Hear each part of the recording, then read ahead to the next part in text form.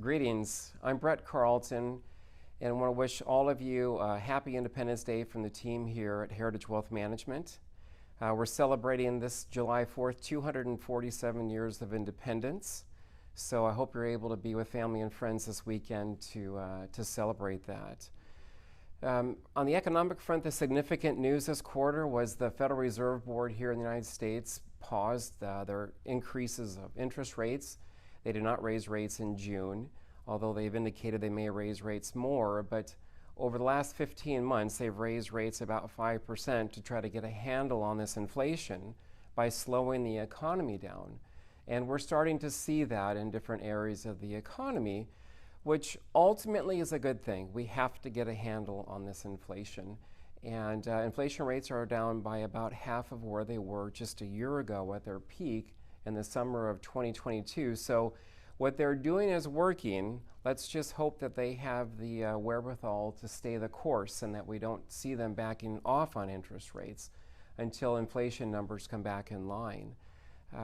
It's been really interesting because as we've gone through this year, the expectations, the forecasts have been for consumers to begin to slow spending, for employment numbers to get worse as companies lay people off, but we haven't seen that. And I think this is part of this normalization process as we come out of the pandemic shutdowns. Consumers, last summer was a huge travel year here domestically, but what we're seeing this year is consumers are not just traveling here in the United States, but abroad.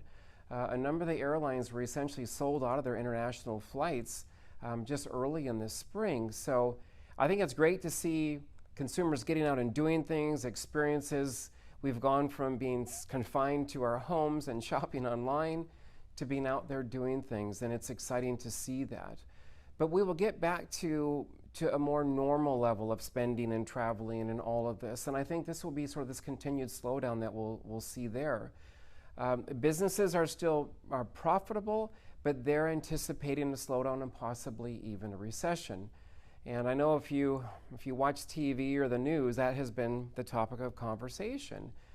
But as planners and advisors, the reason that we don't try to time these things is if we would have listened to the forecasts, we would have been out of the markets, and we would have missed this nice run up in the markets that we've experienced this year. So I think as we go forward and go through this normalization process, I do think that we could see an increase in unemployment.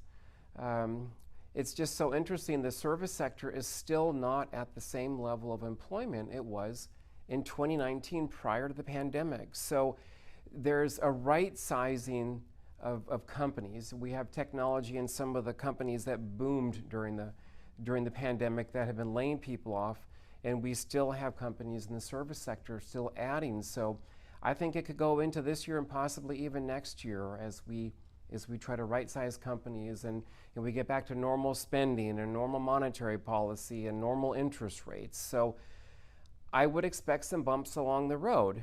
We've had a nice run-up in the markets here this year, but I wouldn't be surprised to see a pullback along the way. So we have to be patient and we have to stay focused on the long plan, and that's what we do here with you as we get the plan in place and then we work that plan.